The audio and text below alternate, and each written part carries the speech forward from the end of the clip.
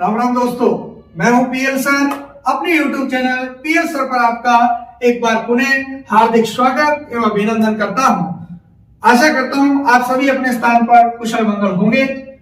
जो अपनी सीरीज चल रही है 10th क्लास व्याकरण की, उसमें मैंने आपको संज्ञा और सर्वनाम दोनों कंप्लीट रूप से पढ़ा दिए हैं। आज अपना तीसरा अध्याय है विशेषण। जो विकारी शब्द चल रहे हैं उस विकारी शब्दों में तीसरा अध्याय अपना चलेगा आज विशेषण। तो बिना किसी देरी किए मैं आपको विशेषण की ओर ले जाता हूं, लेकिन उससे पहले आप सभी से एक विनम्र निवेदन कि आप क्लास को लाइक कर दें और ज्यादा से ज्यादा शेयर इसको कर दें। कम से कम हर सदस्य जो देख रहा है 5-5 लोगों को, 10-10 लोगों को आप शेयर करें ताकि क्लास सभी तक पहुंच सके, सभी को फायदा मिल सके। तो चलिए चलते हैं, शुरू करते हैं अपना आज का टॉपिक विशेषण है उसके देखिए। तो चलिए बात करते हैं विशेषण की। विशेषण जो है मित्रों, पहली बात जैसे अपन ने संज्ञा पढ़ी, सर्वनाम पढ़ी, सब में मैंने सबसे पहला काम आपसे एक ही किया था कि संज्ञा का शाब्दिक अर्थ क्या है, सर्वनाम का शाब्दिक अर्थ क्या है। तो यहां पर भी वही बात मैं पहले करूंगा कि जो विशेषण है उन विशेषण का शाब्दिक अर्थ क्या होता है। तो मित्रों, विशेषण का शाब्दिक अर्थ होता है विशेषता बताने वाला। क्या होगा? विशेषता बताने वाला। तो विशेषण का शाब्दिक अर्थ याद रखना है। जैसे संज्ञा का नाम होता है, सर्वनाम का शाब्दिक अर्थ सबका नाम होता है, वैसे ही विशेषण का अर्थ होता है विशेषता बताने वाला। विशेषता बताने वाला। अब बात आती है विशेषता बताने वाला शब्द विशेषण है, उसका अर्थ है विशेषता बताता है वो, लेकिन विशेषता बताता किसकी है? तो विशेषता बताता है मित्रों संज्ञा या सर्वनाम। किसकी बताता है? संज्ञा या सर्वनाम। इसी से परिभाषा निकल के आ जाती है। जो विशेषता बताने वाले शब्द हैं उनके आगे जोड़ दो, किसके बताता है? संज्ञा सर्वनाम की। तो संज्ञा या सर्वनाम की विशेषता बताने वाले शब्दों को ही विशेषण कहते हैं। जैसे लाल पगड़ी, सुंदर बालक, 5 किलो चाय, पाव भर दही। अब इनमें आप देखो कि मैंने कहा सुंदर बालक, तो बालक की विशेषता क्या है? सुंदर। तो सुंदर यहां विशेषण है। जिस शब्द से संज्ञा सर्वनाम की विशेषता बताई जाती है, तो बालक यहां पर क्या है? संज्ञा है, और उस संज्ञा की विशेषता है कि वो कैसा है? सुंदर है। तो क्या होगा? सुंदर आपका विशेषण होगा। पाव भर दही, दही यहां पर संज्ञा है और दही की विशेषता क्या है? पाव भर। तो पाव भर यहां क्या है? विशेषण। तो चलिए यहां तक अपन देखते हैं। आशा करता हूं आपको इतनी बात समझ में आ गई होगी। देखते हैं विशेषण का शाब्दिक अर्थ, विशेषता बताने वाला। विशेषण का शाब्दिक अर्थ है विशेषता बताने वाला। अब ये विशेषता किसकी बताता है? संज्ञा या सर्वनाम की। तो बात करते हैं परिभाषा की। इससे निकल के आती है कि संज्ञा या सर्वनाम की विशेषता बताने वाले शब्दों को विशेषण कहते हैं। यानी संज्ञा या सर्वनाम की विशेषता बताने वाले जो शब्द होते हैं उनको ही विशेषण कहा जाता है। जैसे सुंदर बालक, पीली साड़ी, पाव भर दही, 2 बंदर आदि, ये उदाहरण है। तो याद देखेंगे आप क्या है? सुंदर बालक। मैंने कहा विशेषता किसकी बताता है? संज्ञा सर्वनाम की। तो यहां बालक आपका क्या है? संज्ञा है, और इस बालक की विशेषता है कि वो कैसा है? सुंदर है। तो यह सुंदर शब्द। यहां देखिए साड़ी संज्ञा है और साड़ी की विशेषता क्या है कि वो कैसी है? पीली है। तो ये पीली यहां पर क्या है? विशेषण शब्द। दही यहां पर आपका क्या है? संज्ञा शब्द है। इस दही की विशेषता क्या है? पाव भर। तो विशेषता बताने वाला शब्द क्या? विशेषण। बंदर यहां पर संज्ञा है, इस बंदर की विशेषता क्या है? 2, और ये क्या है? विशेषण। अब ये कौन से हैं इनकी बात आगे करेंगे, लेकिन ये पहले है ध्यान रखना कि ये विशेषण है। तो संज्ञा या सर्वनाम की विशेषता बताने वाले शब्द ही क्या कहलाते हैं? विशेषण कहलाते हैं। देखिए इसमें सुंदर, पीली, पाव भर, दो विशेषण। बात क्लियर? आगे देखिए विशेषण। एक होता है विशेषण, एक होता है विशेषण। एक क्या होता है? विशेषण, एक होता है विशेषण। अब तो विशेषण किसे कहते हैं? यानी संज्ञा सर्वनाम की विशेषता बताने वाले शब्द। यानी जिससे, दो शब्द याद रखने बेटा, एक है जिससे, एक है जिसकी, दूसरा क्या है? जिसकी। दोनों शब्दों को ध्यान से रखो। विशेष्य कहते हैं जिसकी विशेषता बताई जाती है। जिसकी विशेषता बताई जाती है वो विशेष्य कहलाता है, और जिससे विशेषता बताई जाती है वो विशेषण कहलाता है। देखिए अभी अपन ने कहा सुंदर बालक, तो जिसकी विशेषता बताई जाती, तो किसकी? बालक की, तो बालक विशेष्य। और जिससे विशेषता बताई जाती है, किससे बताई जा रही है? किससे बताई जा रही है? सुंदर शब्द से, तो सुंदर विशेषण। यानी जिससे और जिसकी, ये दो रखने हैं। जिससे विशेषता बताई जाए वो विशेषण, और जिसकी विशेषता बताई जाए वो विशेषण। देखिए जिन संज्ञा या सर्वनाम की विशेषता बताई जाती है, जिन संज्ञा या सर्वनाम की विशेषता बताई जाती है उन्हें विशेष्य कहा जाता है। देखिए पांच लड़के, पांच लड़के, तो लड़के, यहां पर लड़के की विशेषता बताई जा रही है, तो जिनकी विशेषता या जिसकी विशेषता, जैसे किसकी? लड़के की, तो लड़का विशेष्य है। और जिससे, तो किससे? पांच से बताई जा रही है, तो ये विशेषण है। ऐसे ही देखो, थोड़ी विशेषण और चाहे विशेष्य। तो बेटा ये आपके यहां तक समझ में आ गया होगा। अब बात करते हैं विशेषण के भेदों की। विशेषण के भेद कितने होते हैं? विशेषण के प्रकार कितने होते हैं? विशेषण के भेद या प्रकार। तो देखिए विशेषण जो है वो, ये कई आधारों पर इनके भेद बताए गए। अपन सीधा कहते हैं विशेषण के कितने भेद होते हैं। अगर ऐसा प्रश्न आता है विशेषण के कितने भेद होते हैं, तो आपको 4 भेद बताने। कितने भेद बताने हैं? आपके सिलेबस के अनुसार 4 भेद बताने हैं। विशेषण के कितने भेद होते हैं? 4 भेद होते हैं, और वो आपके ये विशेषता के आधार पर होते हैं, उनको ही पूछा जाता है। लेकिन कई बार प्रश्न आधार पे आ जाते हैं, जैसे आगे वाक्य में प्रयुक्त विशेषण के स्थान के आधार पर भेद कितने प्रकार के होते हैं, रचना के आधार पर कितने प्रकार के होते हैं, ऐसा प्रश्न आता है। तो यार ये फिर इंपॉर्टेंट पार्ट बन जाता है, और इनकी जानकारी बहुत जरूरी है, क्योंकि ये सीधा यहां से भेदों में नहीं आए तो अंदर से प्रश्न आता है बेटा, बहुत महत्वपूर्ण है। ये क्लास आपके प्रतियोगिता परीक्षा और 10वीं दोनों के लिए वेरी वेरी इंपॉर्टेंट, यानी यहाँ 12वीं में भी उपयोगी है, क्योंकि शब्द शुद्धि ऐसी जब चर्चाएं आती है तो ये सब बातें काम आती है। तो पहला भेद है वाक्य में प्रयुक्त विशेषण के स्थान के आधार पर, यानी विशेषण कहां पर प्रयुक्त हुआ है। संज्ञा की विशेषता बताते हैं, सर्वनाम की विशेषता बताते हैं, यानी कह सकते हैं विशेष्य की विशेषता बताते हैं। तो वो विशेष्य जो शब्द है, उस विशेष्य से विशेषण पहले आया है या बाद में आया है, इस आधार पर विशेषण के 2 भेद होते हैं। कितने भेद? 2 भेद। पहला है उद्देश्य या विशेष्य विशेषण, उद्देश्य या विशेष्य विशेषण। दूसरा है विधेय विशेषण। 2 भेद कौन कौन से? उद्देश्य या विशेष्य विशेषण, और दूसरा है विधेय विशेषण। अब उद्देश्य या विशेष्य विशेषण किसे कहते हैं?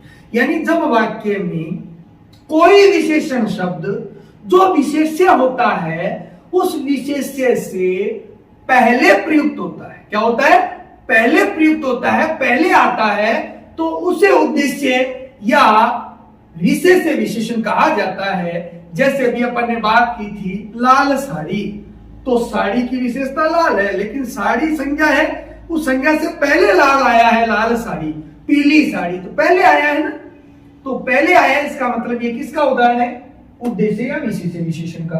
अब यही बात वाक्य में प्रयुक्त विशेषण शब्द जब विशेष्य के बाद में प्रयुक्त होता है तो उसे विधेय विशेषण कहते हैं, उसे विधेय विशेषण कहते हैं। जैसे मैंने कहा कि सीता सुंदर है, सीता सुंदर है। अब सीता संज्ञा है, लेकिन सीता के बाद में सुंदर आया है। सीता की विशेषता सुंदर है तो सुंदर विशेषण है, लेकिन ये संज्ञा शब्द सीता से बाद में आया है तो यह विशेषण तो कहलाएगा, लेकिन विशेषण का कौन सा भेद कहलाएगा? विधेय विशेषण कहलाएगा। कौन सा? विधेय विशेषण। तो बेटा समझ में आ गया होगा, देखते हैं। वाक्य में प्रयुक्त विशेषण के स्थान के आधार पर इसके दो भेद होते हैं। पहला है उद्देश्य या विशेष्य विशेषण। विशेष्य यानी जिसकी विशेषता बताई जाती है, यानी उद्देश्य या विशेष्य विशेषण जब वाक्य में प्रयुक्त विशेषण शब्द विशेष्य के ठीक पहले प्रयुक्त हो उसे उद्देश्य विशेषण या विषय विशेषण कहते हैं, विशेष्य विशेषण कहते हैं। जैसे सुंदर लड़की जा रही है तो लड़की संज्ञा है, इससे पहले इसकी विशेषता आई है, सुंदर पहले आई है, तो उद्देश्य या विशेष्य विशेषण। काली घोड़ी तेज दौड़ती है तो घोड़ी यहां पर क्या है? विशेषण, विशेष्य शब्द है, और इस विशेष्य की विशेषता है काली, पहले आई है तो उद्देश्य या विषय विशेषण। दूसरा है विधेय विशेषण, यानी जब वाक्य में प्रयुक्त विशेषण शब्द का प्रयोग विशेष्य के बाद में क्रिया के पूरक के रूप में प्रयुक्त होता है तब उसे विधेय विशेषण कहते हैं। क्रिया के पूरक के रूप में यानी क्रिया से पहले वो शब्द उस क्रिया की सहायता करने वाले शब्दों के रूप में प्रयुक्त होते हैं, क्रिया के पूरक हो गए। जैसे देखो सीता सुंदर है तो सीता संज्ञा है, इसके बाद में सुंदर इसकी विशेषता आई है, विधेय विशेषण। गिलास में दूध थोड़ा है तो दूध की विशेषता है, दूध विशेष्य है, संज्ञा शब्द है, तो इसके बाद में थोड़ा इसकी विशेषता आई है तो विधेय विशेषण है। बेटा समझ में आ गया होगा। अब दूसरा भेद रचना के आधार पर। किस आधार पर? रचना के आधार पर भेद है, वो भी कितने हैं? दो है। कितने हैं? दो भेद होते हैं, मूल या रूढ़ विशेषण। पहला है मूल या रूढ़ विशेषण और दूसरा भेद इसका होता है यौगिक विशेषण। यौगिक विशेषण, तो बेटा इसकी बात करें अपन किसे कहते हैं? तो मूल या रूढ़ विशेषण किसे कहते हैं? यानी वे विशेषण शब्द होते हैं जिनकी जो रचना है उन रचना में अन्य किसी शब्द के मेल की आवश्यकता नहीं होती, मेल नहीं होता अन्य किसी का भी, अर्थात वे किसी शब्द के मेल से नहीं होते, वो अपने आप में पूर्ण होते हैं, अपने आप में क्या होते हैं? पूर्ण होते हैं, इसलिए उनके खंड या टुकड़े नहीं किए जा सकते, और खंड या टुकड़ा अपन करते हैं तो वो कोई अर्थ नहीं देते, तो वो मूल होते हैं, यानी उनकी रचना मूल है, उनमें रचना करने के लिए अन्य शब्दों के मेल की आवश्यकता नहीं होती, अपने आप में पूर्ण होते हैं। अगर उनके टुकड़े खंड नहीं किए जा सकते, टुकड़े खंड आप करते हो तो उनका कोई अर्थ नहीं निकलता। तो देखिए मूल या रूढ़, मूल विशेषण या रूढ़ विशेषण पहला भेद होता है। वे विशेषण जो अपने आप में पूर्ण होते हैं, यानी पूरे होते हैं, अर्थात किसी शब्द के मेल से नहीं बने, कोई शब्द उनके मेल नहीं होता, मेल से नहीं बनते, वो अपने आप में पूर्ण होते, इसीलिए इनके खंड या टुकड़े नहीं किए जा सकते। जब किसी का मेल हुआ ही नहीं है तो खंड टुकड़ा होगा ही नहीं, और खंडों के कोई अर्थ नहीं होते, उन्हें मूल या रूढ़ विशेषण कहते हैं। जैसे लंबा, भला, छोटा, बुरा, काला, थोड़ा आदि। अब देखो लंबा अपने आप में पूर्ण है, अब इनके टुकड़े क्या करोगे आप? ल, मैं, बा, ये थोड़ी है, ये कोई टुकड़ा थोड़ी होता है, ये तो अपने आप में पूर्ण है। थोड़ा का करके देख लो कोई टुकड़ा नहीं होता, बुरा का करके देख लो, बू रा अलग कर लोगे कोई अर्थ नहीं निकलता, तो ये अपने आप में पूर्ण होते हैं। यौगिक विशेषण वे होते हैं, वे विशेषण कहलाते हैं जिनके निर्माण में अन्य शब्दों के मेल की आवश्यकता होती है, यानी कह सकते हैं उपसर्ग प्रत्यय या सामासिक पदों के योग से जिनका निर्माण होता है। उपसर्ग प्रत्यय या सामासिक पदों के योग से जिनका निर्माण होता है उन्हें यौगिक विशेषण कहा जाता है। अब उपसर्ग से देखिए वे विशेषण जिनकी रचना उपसर्ग प्रत्यय के मेल से या सामासिक पदों के योग से होती है उन्हें यौगिक विशेषण कहते हैं। यानी इनमें यह शब्द उपसर्ग, या तो उपसर्ग जोड़ा जाएगा या प्रत्यय जोड़ा जाएगा या कोई सामासिक पद जोड़ा जाएगा, उनको जोड़ने के बाद इनका निर्माण होगा तो उन्हें यौगिक विशेषण कहा जाएगा। उनके टुकड़े खंड किए जा सकते हैं क्योंकि जोड़ा हुआ है तो टुकड़े खंड होंगे और उनका अर्थ भी निकलेगा, लेकिन मूल में ये इसके ठीक विपरीत होता है। जैसे उपसर्ग के योग से बने, जैसे देखो दुर्बल, निडर, निर्दोष, नालायक। देखो बल में क्या जुड़ा हुआ है? दुरुपसर्ग। डर में क्या जुड़ा हुआ है? नी उपसर्ग। निर्दोष यानी दोष में क्या जुड़ा हुआ है? निरुपसर्ग। लायक में क्या जुड़ा हुआ है? ना उपसर्ग। तो जुड़ा हुआ है कि नहीं? यानी उपसर्ग वे, मैं उपसर्ग आपको पढ़ाऊंगा, और वैसे आपको पहले जिज्ञासु है आप जानने के तो मेरी उपसर्ग की क्लास पढ़ी है चैनल पे, आप वहां से वीडियो में जाकर उपसर्ग की क्लास देख लीजिए, सारे करवाए हुए हैं ये। लेकिन फिर भी मैं आपके सिलेबस में उपसर्ग प्रत्यय लगते हैं तो जितने हैं मैं उतने करवाऊंगा। देखिए यानी वे शब्दांश होते हैं जो किसी शब्द के पूर्व जुड़कर, पहले जुड़कर उसके अर्थ में परिवर्तन या विकार उत्पन्न कर देते हैं, उन्हें क्या कहा जाता है, उपसर्ग कहा जाता है। तो देखें दोनों का टुकड़ा होता है दुर्बल, दोनों अलग अलग है। नी प्लस दर, नी प्लस दोष, ना प्लस लायक, अलग अलग है, अलग अलग है। अर्थ देखो, लायक का अर्थ होता है, ना का अर्थ होता है, नी का अर्थ होता है उपसर्ग, डर नी यानी रहित, डर नीटर यानी डर यानी डर रहित, नीटर यानी डर रहित, दोनों का अलग अलग अर्थ है। प्रत्यय के योग से बने, देखो पुष्प शब्द होता है, इत प्रत्यय जुड़ते ही पुष्पित विशेषण बन जाता है। प्यार में आ प्रत्यय जुड़ने से प्यारा बन जाता है। देखो विशेला, भूलना से भुलक्कड़, तो इत प्रत्यय पीछे जुड़ते हैं वो शब्दांश अर्थ में परिवर्तन करते हैं, वो आपके प्रत्यय कहलाते हैं। समाज से बने देखो आमरण, यथाशक्ति, धीरे धीरे, प्रत्येक। अब ये देखो आमरण, यथाशक्ति, धीरे धीरे, प्रत्येक, ये अविभाव समास के उदाहरण है और वो योगी कहलाते हैं, आपके योगी विशेषण कहलाते हैं, ये विशेषणों का काम करते हैं। तो बेटा ये समझ में आ गया, रचना के आधार पर दो प्रकार आपके होते हैं। तीसरा आपका आधार है वो है विशेषता के आधार पर। कौन सा है? विशेषता के आधार पर, या इसको कहते हैं शब्द प्रकृति के आधार पर। विशेषता के आधार पर या आ सकता है शब्द प्रकृति के आधार पर विशेषण के चार भेद माने गए हैं। कौन कौन से? देखो गुणवाचक विशेषण, संख्यावाचक विशेषण, परिमाणवाचक विशेषण, संकेत या सार्वनामिक विशेषण, ये चार भेद इनके मूल माने जाते हैं। कई किताबों में पांचवा भेद भी दिया रहता है जो है व्यक्तिवाचक विशेषण, लेकिन वास्तव में ये व्यक्तिवाचक विशेषण किसका भेद होता है? गुणवाचक विशेषण का ही भेद होता है। इसलिए मूल चार ही माने जाते हैं, गुणवाचक विशेषण, संख्यावाचक विशेषण, परिमाणवाचक विशेषण, संकेत या सार्वनामिक विशेषण। आपको इन्हीं का वर्णन करना है, इसको मैं बता जरूर दूंगा आपको। तो अब अपन ने ये तो अपन ने यही समझ ली इनकी परिभाषा भेदों की, ये छोटा सा पार्ट था। अब अपन एक एक जो आपके लिए परीक्षा की दृष्टि से वेरी इंपॉर्टेंट जो पार्ट है वो ये है, विशेषता के आधार पर या शब्द प्रकृति के आधार पर ये जो चार भेद है, इन चारों भेदों से परिभाषा इनकी पूछी जा सकती है, इनके भेद पूछे जा सकते हैं, इनके उदाहरण देकर के अब पार्ट पूछा जा सकता है। जैसे मैंने आपको संज्ञा वाले पार्ट में पहले जो सिलेबस की बात की, प्रश्नों की प्रकृति की बात की थी, उसमें ये विशेषण की परिभाषा आई थी। संज्ञा या सर्वनाम की विशेषता बताने वाले शब्द खालिस्तान कहलाते हैं तो विशेषण कहलाते हैं, यह परिभाषा उसमें है। उत्तर निकल के आया कि नहीं आया? प्रश्नों के टॉपिक पढ़ते जाओगे, हर एक प्रश्न का उत्तर मिलता जाएगा। तो इनको अपने को विस्तार से पढ़ना है, एक एक को अपन पढ़ते हैं, यहाँ से प्रश्न आते हैं। तो पहले अपन शब्द प्रकृति के आधार पर जो भेद है उनका पहला भेद पढ़ेंगे, गुणवाचक विशेषण। तो चलिए देखते हैं गुणवाचक विशेषण। तो मित्रों, विशेषता के आधार पर विशेषण के भेद या शब्द प्रकृति के आधार पर जो विशेषण के भेद है, जो आपका महत्वपूर्ण इंपॉर्टेंट यहाँ पर पार्ट है, जहां से प्रश्न आपकी परीक्षाओं में आते हैं, वो चार भेद जो है उनके एक एक की चर्चा अपन करते हैं। पहला भेद है गुणवाचक विशेषण। गुणवाचक विशेषण जो है वो किसे कहते हैं, ये प्रश्न 10वीं कक्षा में आ सकता है। तो गुणवाचक विशेषण जो है वो वे विशेषण शब्द होते हैं जो किसी संज्ञा या सर्वनाम के रूप, रंग, आकार, स्वाद, दशा, दिशा, अवस्था, स्थान आदि का बोध कराते हैं। वे विशेषण शब्द ही गुणवाचक विशेषण कहलाते हैं।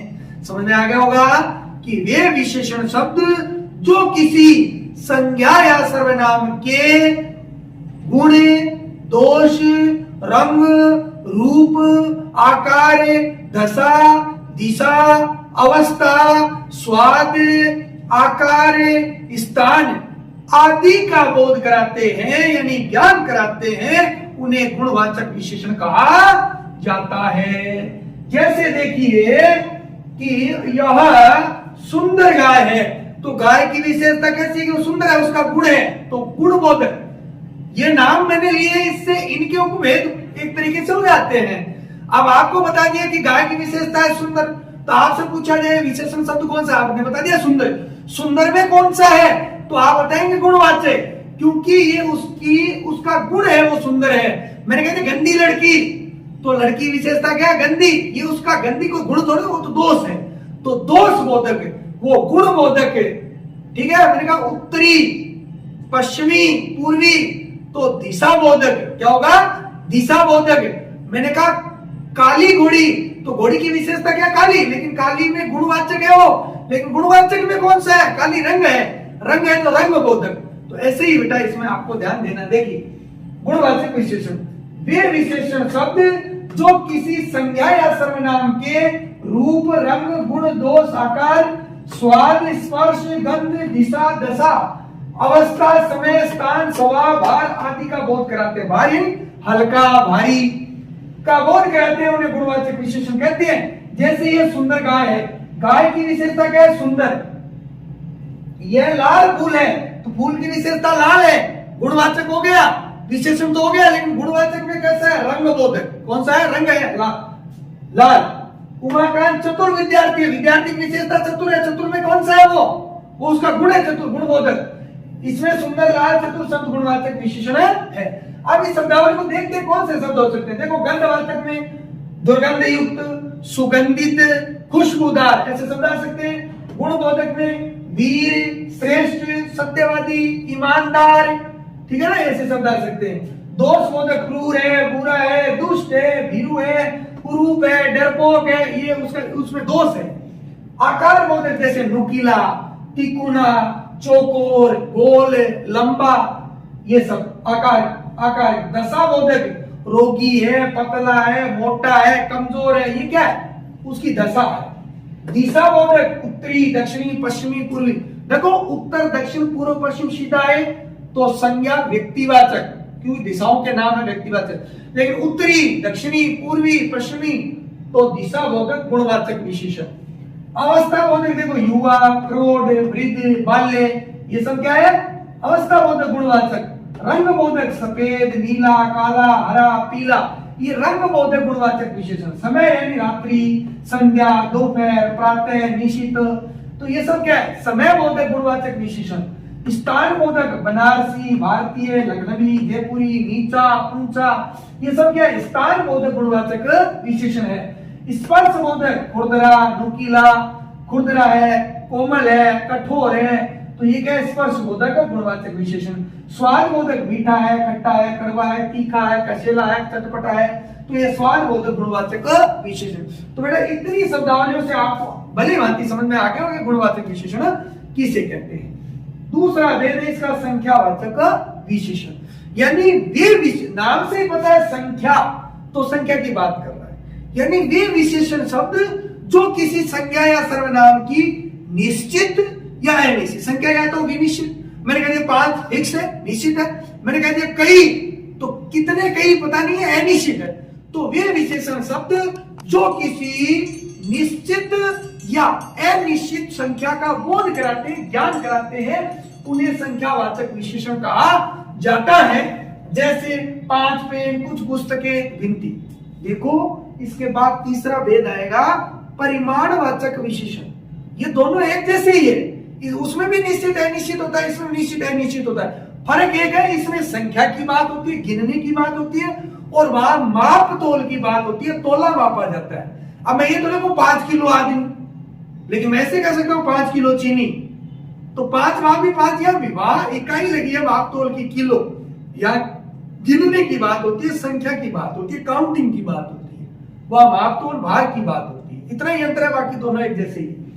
तो वे विशेषण शब्द जो किसी संज्ञा या सर्वनाम की निश्चित या अनिश्चित संख्या का बोध कराते हैं, उन्हें संख्यावाचक विशेषण कहते हैं। जैसे 5 पेन, तो पेन संज्ञा है, इसकी विशेषता क्या है? 5 है, निश्चित है वो। कुछ पुस्तकें अनिश्चित है, पुस्तकें कितनी है पता नहीं है। तो संख्यावाचक विशेषण के 2 भेद, निश्चित संख्यावाचक विशेषण, अनिश्चित संख्यावाचक विशेषण। निश्चित से बताइए कि वे विशेषण शब्द जो किसी संज्ञा या सर्वनाम की निश्चित संख्या का बोध कराते हैं, उन्हें निश्चित संख्यावाचक विशेषण कहते हैं। जैसे 5, 7, पहला, दूसरा आदि, ये निश्चित संख्यावाचक विशेषण के भेद है। और इसके 4 भेद होते हैं बेटा। कितने भेद? निश्चित संख्यावाचक विशेषण के 4 उपभेद भी होते हैं। निश्चित संख्यावाचक विशेषण 4 उपभेद होते हैं: गणनावाचक, क्रमवाचक, आवृत्तिवाचक और समुदायवाचक। गणना अपन गिनते ना, 1 2 3 4 5 6 ऐसे लगातार चलती रहती गिनती है। क्रम यानी पहला, दूसरा, तीसरा, चौथा, ऐसे क्रम से चलते हैं। संस्कृत में बोले तो प्रथम, द्वितीय, तृतीय, ये क्या क्रम है। और मैं कह दूं आवृत्ति, तो मैंने कहा दुगुना, चौगुना, 8 गुना, 3 गुना। तो दुगुना यानी 1 1 2 इकाइयां साथ में है, तो ये आवृत्ति यानी दोहरान होता है एक आकृति का, वो आवृत्ति। समुदाय यानी समूह का बोध करे, अपन कहते हैं तीनों, चारों, पांचों, आठों, तो एक साथ समूह समुदाय का बोध। देखिए इसके 4 भेद होते हैं। पहला गणनावाचक, जिससे गणना का बोध होता है, जैसे 1, 2, 4, 5 ऐसे। क्रमवाचक, जिससे क्रम का बोध होता है, जैसे पहला, दूसरा, 5वां, 8वां ऐसे। आवृत्तिवाचक, जिससे यह पता लगता है कि विशेष यानी संज्ञा सर्वनाम कितने गुना है, कितने गुना यानी दुगुना, चौगुना, इसका पता लगता है। समुदायवाचक, जिससे संज्ञा के समूह का बोध होता है, जैसे दोनों, तीनों, पांचों ये। और अनिश्चित संख्यावाचक विशेषण जो दूसरा भेद है संख्यावाचक का, यानी जो विशेषण किसी निश्चित संख्या का बोध नहीं कराते, न कराए यानी नहीं कराते, उन्हें अनिश्चित संख्यावाचक विशेषण कहते हैं। जैसे कई, कुछ, सब, बहुत, थोड़े।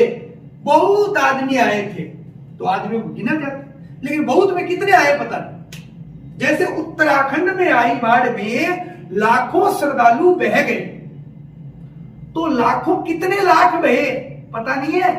लाखों श्रद्धालु मापा तोला थोड़े जाते हैं, उनको गिना जाता है, संख्या है। लाखों श्रद्धालु, श्रद्धालु संख्या है, संख्या होगी, उसकी विशेषता है लाखों। अब कितने लाख है फिक्स नहीं है, अनिश्चित संख्यावाचक का विशेषण है। मैं कहूं उत्तराखंड में आई बाढ़ में 5 क्विंटल गेहूं बह गया या 500 क्विंटल गेहूं बह गया, तो 500 निश्चित संख्या है। लेकिन मैं कहूं कई लाखों या कई हजारों, अनिश्चित। तो बेटा समझ में आ गया होगा दोनों इसके भेद, निश्चित और अनिश्चित। अब अपन बात करते हैं तीसरे भेद की, जो है परिमाणवाचक संख्या, परिमाणवाचक विशेषण। देखिए तो बेटा इसका तीसरा भेद है परिमाणवाचक विशेषण। देखो मैं बता के गया संख्यावाचक में आपको कि संख्यावाचक में गिनी जाने वाली संख्याओं की बात होती है। परिमाण में परिमाण या मात्रा यानी मापतोल की विशेषता बताने वाले शब्द आते हैं, उन्हें परिमाणवाचक विशेषण कहा जाता है। ये भी निश्चित और अनिश्चित होते हैं। बहुत सुंदर, देखो 5 किलो आटा, 5 यहां पर निश्चित संख्या है, आटा संज्ञा है, लेकिन उनके बीच में क्या लगा किलो, ये माप तोल की इकाई है, मापा तोला जाता है। यहां पर आटे को गिना नहीं जाता, संख्यावाचक में गिना जाता है या मापा तोला जाता है। मैंने कहा पाव भर दही, तो दही है वो कैसा है, पाव भर है, ठीक है, गिना नहीं जाता, मापा तोला। देखिए परिमाणवाचक विशेषण वे विशेषण शब्द जो किसी संज्ञा या सर्वनाम की माप तोल यानी मात्रा संबंधी विशेषता का बोध कराते हैं, प्रकट करते हैं, उन्हें परिमाणवाचक विशेषण कहते हैं। जैसे थोड़ा दूध, पाव भर चीनी, गज भर कपड़ा। तो यहां पर मित्रों ये दूध संज्ञावाचक शब्द है, इसकी विशेषता है थोड़ा, तो थोड़ा कितना, परिमाण मात्रा बता रहा है।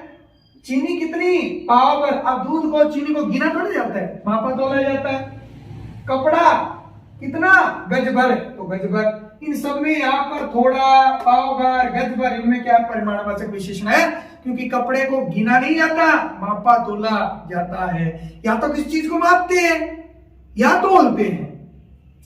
तो परिमाणवाचक विशेषण के 2 भेद होते हैं, निश्चित परिमाणवाचक विशेषण, अनिश्चित परिमाणवाचक विशेषण। संख्यावाचक जैसे ही, इसमें निश्चित में जो विशेषण है किसी संज्ञा सर्वनाम की निश्चित परिमाण या मात्रा का बोध कराते हैं, मापतोल का बोध कराते हैं। जैसे 1, 4, 10, 5 ऐसे, 5 किलो चावल, 10 किलो चीनी, ऐसे फिक्स है। और ये विशेषण निश्चित परिमाण की मात्रा का बोध नहीं कराते हैं। निश्चित जैसे कई, कुछ, सब, बहुत, थोड़े, थोड़ा दूध, ठीक है। तो ये क्या है, अनिश्चित है। तो 2 समझ में आ गया परिमाणवाचक। लास्ट इसका चौथा अपना भेद है सार्वनामिक या संकेतवाचक विशेषण। सार्वनामिक या संकेतवाचक जो विशेषण होता है बेटा, वो होता है यानी वे विशेषण शब्द जो संज्ञा या सर्वनाम की ओर संकेत करते हैं, तो संकेतवाचक विशेषण कहते हैं। चूंकि ये वास्तव में क्या है, सर्वनाम होते हैं, इसीलिए इनको सार्वनामिक विशेषण भी कहते हैं। ये, यह, वह, ये, वे, ये होते हैं कि वह मकान तुम्हारा है, तो वह उस मकान की ओर इशारा है वह।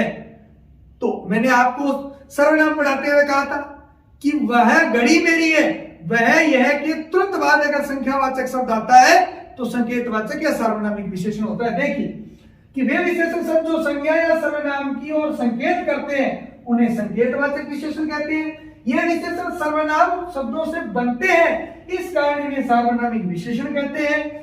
यह पुस्तक मेरी है, तो यह के तुरंत बाद पुस्तक आई है। वह मकान मेरा है, वह के तुरंत बाद मकान संज्ञा आई है। वे दिन बीत गए, तो वे के तुरंत बाद यहाँ पर दिन संज्ञा आई है। इस गेंद को मत छुओ, तो इसके बाद गेंद संख्यावाचक है। इन वाक्यों में यह वे इस शब्द क्रम से पुस्तक, मकान, दिन और गेंद नामक संज्ञाओं की ओर संकेत करते हैं। तो ये बिल्कुल आसान सा है सार्वनामिक या संकेतवाचक विशेषण। इसके अलावा बेटा एक भेद मैंने आपको और बताया था कि अन्य भेद भी है, कई विद्वान मानते हैं व्यक्तिवाचक विशेषण। व्यक्तिवाचक विशेषण मैं मूल चार ही वही बताऊंगा, लेकिन मैं बता देता हूं आपको सामान्य जानकारी के लिए। व्यक्तिवाचक विशेषण वे विशेषण होते हैं जो व्यक्तिवाचक संज्ञाओं से जिनका निर्माण होता है, यानी व्यक्तिवाचक संज्ञाओं से बने होते हैं और विशेषण की तरह प्रयुक्त होते हैं, इसीलिए उनको विशेषण व्यक्तिवाचक विशेषण कहा जाता है। जैसे देखो साड़ी संज्ञा है, क्या है? साड़ी संज्ञा है। इससे पहले जयपुर एक व्यक्तिवाचक संज्ञा शब्द है, जयपुर स्थान का नाम है, व्यक्तिवाचक। अब इसमें मैं कर दूं जयपुरी, तो ये विशेषण शब्द बन गया, तो जयपुरी साड़ी अब ये व्यक्तिवाचक विशेषण, क्योंकि जयपुर एक संज्ञा था, संज्ञा शब्द से विशेषण बना, तो ये व्यक्तिवाचक विशेषण कहलाएगा, क्योंकि व्यक्तिवाचक विशेषण से इसका निर्माण होता है। जैसे बनारसी साड़ी, बनारसी साड़ी हो गया तो बनारस स्थान है। कश्मीरी सेब, कश्मीर स्थान का नाम है, कश्मीरी बना तो सेब संज्ञा है, तो कश्मीरी सेब व्यक्तिवाचक विशेषण। मूलतः ये गुणवाचक के भेद होते हैं, जिसमें स्थान आता है, बनारसी, ये सब विशेषण, लेकिन अलग पूछो तो व्यक्तिवाचक में आता है। यानी वे विशेषण शब्द जिनका निर्माण व्यक्तिवाचक संज्ञाओं से होता है और वो विशेषण की तरफ प्रयुक्त होते हैं, तो उन्हें व्यक्तिवाचक विशेषण कहा जाता है। अब है बेटा एक आपके और भी दिया हुआ भिन्नतावाचक, प्रत्येकवाचक, भिन्नतावाचक या प्रत्येकवाचक, जिसमें प्रत्येक, हर एक ऐसे शब्द आते हैं। अब विशेषण की अवस्थाएं, विशेषण की तीन अवस्थाएं होती है। विशेष अवस्थाओं से मतलब क्या है? तुलना। क्या है? तुलना, यानी तुलनात्मक अध्ययन जब किया जाता है तो विशेषण की अवस्थाएं कहलाती है। जैसे मैं एक आदमी के लिए कहूं कि वह चतुर है, कि मुकेश चतुर है, तो मूल अवस्था है चतुर। लेकिन जैसे कहूं मैं कि मुकेश महेश से चतुर है, तो दो के बीच तुलना हुई, तो उत्तरावस्था, उत्तरावस्था। और मैं कहूं महेश सभी में चतुर है, सबसे चतुर है, तो उत्तमावस्था। सब में श्रेष्ठ बताए तो उत्तमावस्था, दो में श्रेष्ठ बताए तो उत्तरावस्था, और साधारण आए, मूल आए तो मूलावस्था। तो तीन अवस्थाएं होती है, मूलावस्था, उत्तरावस्था, उत्तमावस्था। यानी मूलावस्था में मूल शब्द होगा, उत्तरावस्था में दो के बीच तुलना होगी, तो या तो से लगेगा या शब्द के पीछे, या तो से लग के बनेगा या शब्द के पीछे तर लगेगा। क्या लगेगा? तर। उत्तमावस्था में या तो शब्द से लगेगा या फिर शब्द के अंत में क्या लगेगा? तम शेष रहेगा। ये इनकी विशेषता है। देखो उत्तरा, उत्तरा तर इसी में पड़ा है, उत्तमा तम इसी में पड़ा है, शेष सब से और से ये दोनों अलग अलग है। देखिए मूलावस्था, विशेषण शब्द की मूल दशा को जिससे यह सामान्य रूप में रहता है मूलावस्था कहते हैं। जैसे लघु, प्रिय, सरल, देखो मैंने बहुत सारे शब्द लिखे हैं, मूल यही है। लघु है, उच्च है, सुंदर है, अधिक है, बहुत है, चतुर है, गुरु है, महत है, उष्ण है, ज्येष्ठ है, कनिष्ठ है, कुटिल है, पटु है, निकृष्ट है, निम्न है, दृढ़ है, मधुर है। ये मूलावस्था के शब्द है। अब इनके पीछे देखो लघुतर, उच्चतर, सुंदरतर या से सुंदर, अधिकतर, बहुतर, चतुरतर, गुरुतर, महतर, उष्णतर, तो तर लगा के उत्तरावस्था के शब्द बन जाएंगे, और तम लगा के लघुतम, उच्चतम, सुंदरतम, अधिकतम, बहुतम, चतुर्थम, गुरुतम, तम जोड़ के आप किसके उत्तरावस्था के शब्द बना सकते हो। मूल शब्द की बात होती है। देखिए उत्तरावस्था, जहां दो वस्तुओं या दो व्यक्तियों की तुलना करके एक दूसरे से अधिक या कम, यानी श्रेष्ठ या हीन, या तो श्रेष्ठ है कि वह उससे बहुत सुंदर है, या कि उससे बहुत ही निकृष्ट है, मूर्ख है, तो हीन। तो अधिक या कम यानी श्रेष्ठ या हीन बताया जाता है, वहां विशेषण की उत्तरावस्था होती है। जैसे लघुतर, प्रियतर, अथवा यूं कहा जाए कि पिताजी सुरेश को महेश से अच्छा होता है, से लग गया ना, तो यहाँ से के साथ मूल अवस्था ही आती है। अच्छा, देखो, अधिकतर, उच्चतर, पटुतर, उष्णतर, निम्नतर, मध्यतर, लघुतर, लास्टर अवस्था है। उत्तमावस्था यह विशेषण की वह अवस्था है जिसमें अनेक वस्तुओं या व्यक्तियों की तुलना करके किसी एक को सबसे अधिक श्रेष्ठ या कम बताया जाता है, हीन या श्रेष्ठ बताया जाता है। जैसे लघुतम, प्रियतम, सरलतम, ऐसे। रमेश सभी छात्रों में चतुर्थम है, तो तम लास्ट बचता है। तो बेटा यहां तक समझ में आ गया होगा। अब अपना इसका लास्ट भेद बचता है। भेद भी पढ़ लिए, अवस्थाएं भी पढ़ ली, परिभाषा भी पढ़ ली, अर्थ भी पढ़ लिया। तो अब बचता है कि विशेषण शब्दों का निर्माण कैसे होता है। दो पढ़े ना, पर मूल और यौगिक। तो मूल में तो मूल होते हैं, लेकिन यौगिक उपसर्ग प्रत्यय सामासिक पदों के योग से बनते हैं। तो वो बनते हैं, वो कैसे बनते हैं, उनकी थोड़ी सी चर्चा करते हैं, फिर इस टॉपिक को विराम देंगे।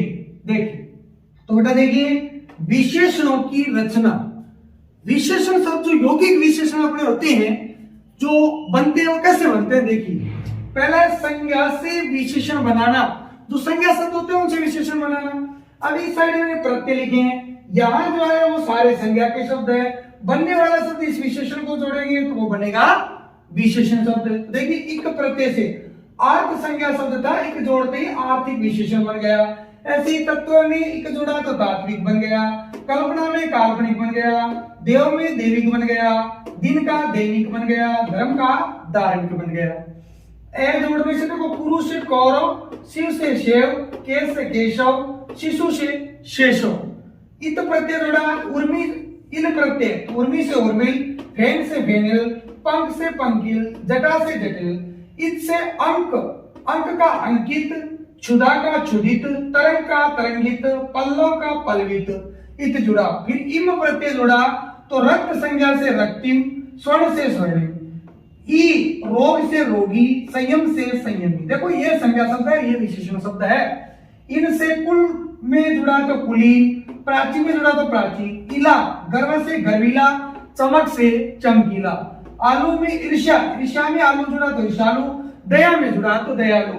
ऐसे मान, बुद्धि में बुद्धिमान, श्री से श्रीमान, रत धर्म रत और कर्म रत। स्तर समीप में समीस्त और समीपस्थ से आएगा यहाँ समीपस्थ, और शरीर में शरीरस्थ। एरा में चाचा से चचेरा, सांप से सपेरा। ये संज्ञा से बनने वाले थे। अब सर्वनाम से बनने वाले, यहाँ सर्वनाम है, यह विशेषण शब्द बनेगा। यह का ऐसा, जो से जैसा, मैं से मुझसा या मेरा, वैसे वैसा, कौन से कैसा, तुमसे तुम्हारा। अब क्रिया से बनने विशेषण, क्रिया इस साइड विशेषण शब्द है। पठ से पठित, पालना से पालक, लड़ना से लड़ाकू या लड़ाका, पथ से पतित, टिकना से टिकाऊ, वंद से वंदनीय, भागना से भगोड़ा, पीना से पियक्कड़, बेचना से बिकाऊ और मरना से मरियम। ये मैं तो पढ़े बहुत सारे यहाँ पर। अव्यय से बनने वाला, अब ये आपके टॉपिक आया है, उसको मैं पढ़ाऊंगा बाद में। अव्यय, ऊपर अव्यय है तो ऊपरी विशेषण हो गया, नीचे है तो निचला बन गया, भीतर है तो भीतरी बन गया, आगे है तो अगला बनेगा, पीछे है तो पिछला बनेगा, बाहर है तो बाहरी बनेगा। इस प्रकार विशेषणों की रचना होती है। यौगिक विशेषण जिनको बोलते हैं अपन बन जाते हैं। अब एक टॉपिक यहां बचा बेटा अपना, प्रविशेषण किसे कहते हैं। देखो, विशेषण किसे कहते हैं, उसके बाद विशेषण किसे कहते हैं पढ़ लिया। विशेषण के बाद प्रविशेषण किसे कहते हैं। विशेषण बताते हैं संज्ञा सर्वनाम की विशेषता, तो प्रविशेषण बताते हैं विशेषणों की विशेषता। जैसे मैंने कहा वह बालक सुंदर है, तो वह बालक सुंदर है, ये तो यहाँ बालक की विशेषता सुंदर है। इसी वाक्य को मैं कर दूं कि वह बालक बहुत सुंदर है। अब काम तो सुंदर से ही चल रहा था, लेकिन सुंदर में भी कैसा है, वो बहुत सुंदर है, तो यहाँ बहुत प्रविशेषण है। क्योंकि सुंदर विशेषणता विशेषण की विशेषता है। सुंदर यानी कि कितना सुंदर, बहुत सुंदर, तो विशेषण की विशेषता बताने वाला शब्द प्रविशेषण कहलाता है। देखिए, प्रविशेषण, जो शब्द विशेषण शब्दों की विशेषता बतलाते हैं उन्हें प्रविशेषण कहते हैं। यानी विशेषण तो संज्ञा सर्वनाम की विशेषता बताते हैं, प्रविशेषण विशेषणों की विशेषता बताते हैं। जैसे देखिए, रमेश बहुत सुंदर लड़का है, तो रमेश की विशेषता है कि वो लड़का कैसा है, सुंदर है। तो विशेषण तो ये है कि वह क्या है, सुंदर है। लेकिन सुंदर की विशेषता है कि सुंदर में भी कैसा है, वो बहुत सुंदर है। तो ये विशेषण की विशेषता इसलिए क्या है, प्रविशेषण है। तो बेटा समझ में आ गया होगा, ये अपना टॉपिक था विशेषण। तीसरा अध्याय अपना कंप्लीट होता है। पहला संज्ञा, दूसरा सर्वनाम, तीसरा विशेषण। आपको भली भांति समझ में आ गया होगा। अगर समझ में आया है तो आप कमेंट करके सारे बताएं और क्लास को जाते जाते लाइक करें। ज्यादा से ज्यादा बेटा इसको शेयर कर दे ताकि नए यूजर्स है तो चैनल को सब्सक्राइब जरूर कर लें। ज्यादा से ज्यादा सदस्य को जोड़िए आप ताकि पढ़ाने का और ज्यादा आनंद आए। और इस टॉपिक से संबंधित आपकी कोई जिज्ञासा है, किसी प्रकार का प्रश्न है, कुछ बात कोई समझ में नहीं आई हो तो आप कमेंट में लिख दे, मैं आपको बिल्कुल संतुष्ट करूंगा। संतोषप्रद जवाब आपको मिल जाएगा। तो आज की क्लास में इतना ही, फिर मिलूंगा अगले टॉपिक के साथ। तब तक के लिए दीजिए इजाजत। धन्यवाद। राम राम सब।